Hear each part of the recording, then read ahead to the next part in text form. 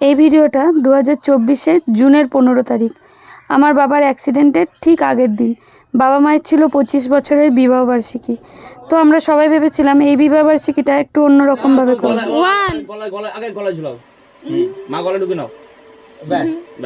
তোদের দিকে তাকাবো না কিন্তু। না ঠিক আছে নাও। একটু এগিয়ে আসো মা, এদিকটা একটু এগিয়ে আসতে বলো। রেডি। মা বাবা জানতোই না যে আমরা এইসব ভেতরে ভেতরে প্ল্যানিং করছি। তো ভাই, আমি, শ্রেয়া, শিবা সবাই মিলে এই প্ল্যানিংটা করেছিলাম।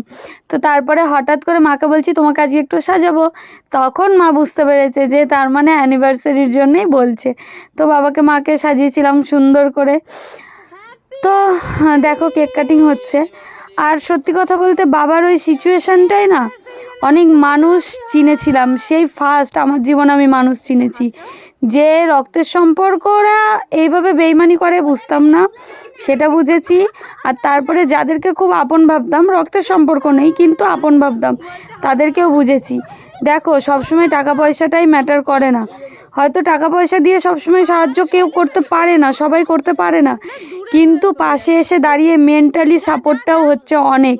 সেই সিচুয়েশানে মনে হচ্ছিলো কি করব না করব বুঝতে পারছিলাম না। তখন যদি একটু পাশে এসে কেউ দাঁড়াতো আর বলতো যে না এটা করলে এটা ভালো হবে, তো সবাই ভয়েই আসেনি যে গেলে যদি টাকা পয়সা খরচা হয়ে যায় তাই। তো দেখো এদিকে বাবার এত ওষুধ লাগতো। ঠিক পরের দিন, অ্যানিভার্সারি পরের দিন রাতে বাবার অ্যাক্সিডেন্টটা হয়। এত ওষুধ, কোনো দিন 12,000, কোনো দিন 13,000, কোনো দিন 16,000, এত টাকার ওষুধ লেগেছে। এইগুলো সব ভেবেছিলাম যে ছাড়বো না, কারণ পুরো অ্যানিভার্সারি পরের দিনই অ্যাক্সিডেন্টটা হয়। দেখো বাবা কত আনন্দে ছিল, কত হাসি আমরা করছিলাম। তো ডাক্তারে বলেই দিয়েছিল, বাবার বাঁচার আশা ছিল না। তো যাই হোক, সবার আশীর্বাদে, ভগবানের আশীর্বাদে বাবা বেঁচে এসছে, এটাই আমাদের কাছে অনেক। আর এই দেখো মা কেক খাইয়ে দিচ্ছে। তো চলো এবার আস্তে আস্তে তোমাদের সাথে সব কিছুই শেয়ার করবো, 1 বছর ধরে আমাদের সাথে কি গেছে না গেছে তোমরাও দেখতে থাকো।